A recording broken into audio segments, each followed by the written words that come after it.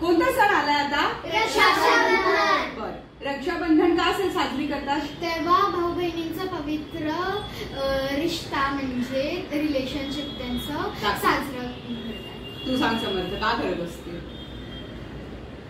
कोणाला माहिती रक्षाबंधन का करतात? नाही माहिती? चला मी सांगते. रक्षाबंधन रक्षा करायला.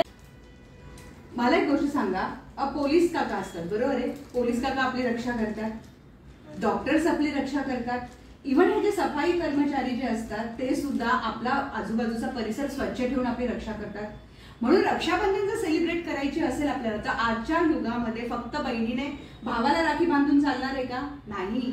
तर आपल्याला पोलिसांना पण राखी बांधली पाहिजे, सफाई कर्मचाऱ्यांना पण राखी बांधली पाहिजे, जे आपल्याला काही सुविधा उपलब्ध करून देतात, जसे बस चालवतात ते काका, आपल्या टीचर्स, ज्या लोकांमुळे आपण सुरक्षित आहोत, ज्या लोकांमुळे आपण काहीतरी शिकतो, लोकांकडनं आपण काहीतरी शिकत आहोत, अशा लोकांना आपण मेन राखी बांधली पाहिजे.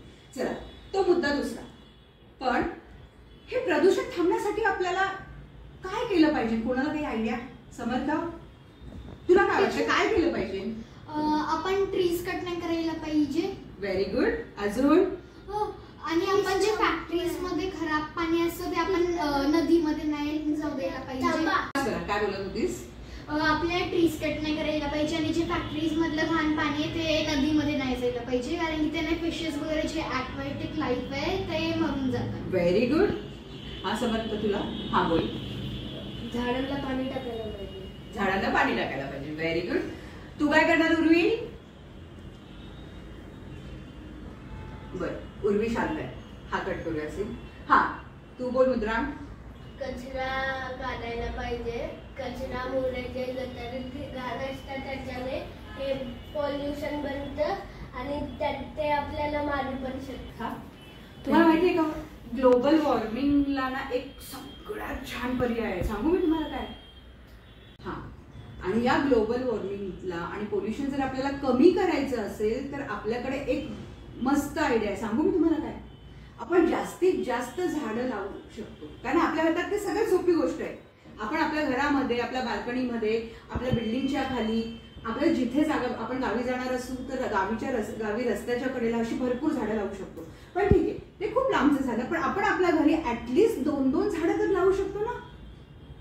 मग झाडं लावून आपण काय करूया, या वेळेची रक्षाबंधन साजरी करूया. बरोबर आहे?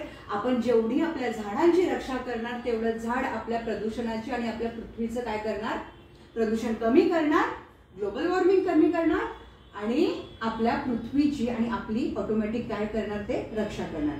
त्याच्यामुळे सगळ्यात पहिला पार्ट येतो, आपण कोणाची रक्षा केली पाहिजे? झाडांची. चला तर मग सेलिब्रेट करूया आपलं आगळं वेगळं रक्षाबंधन. हा, सर तू म्हणजे येस, एक्झॅक्टली. तर आपण आज भावाला तर उद्या राखी बांधणार आहोत, पण आज आपण कोणाला राखी बांधणार आहोत? आणि त्यांना एक वचन देणार आहोत. बरोबर? चला, तुम्ही राखी बांधा. आपण काय वचन देणार आहोत ते मी तुम्हाला सांगते. आता झाडांना आपल्याला एक प्रॉमिस करायचं. आता माझ्या मागे सगळी बोला. मी तुम्हाला वचन देतो की मी रोज तुम्हाला पाणी घालणार, मी रोज तुमची काळजी घेणार, तसंच माझ्या पर्यावरणाला मी वाचवण्याचा छोटासा प्रयत्न करणार. हॅपी रक्षाबंधन. आपल्याला ज्याच्याजवळ सुरक्षित वाटतं आपण त्याच्यासोबत हा येणारा रक्षाबंधन नक्की साजरा करूया. आणि तुम्हाला सगळ्यांना रक्षाबंधनच्या खूप खूप शुभेच्छा.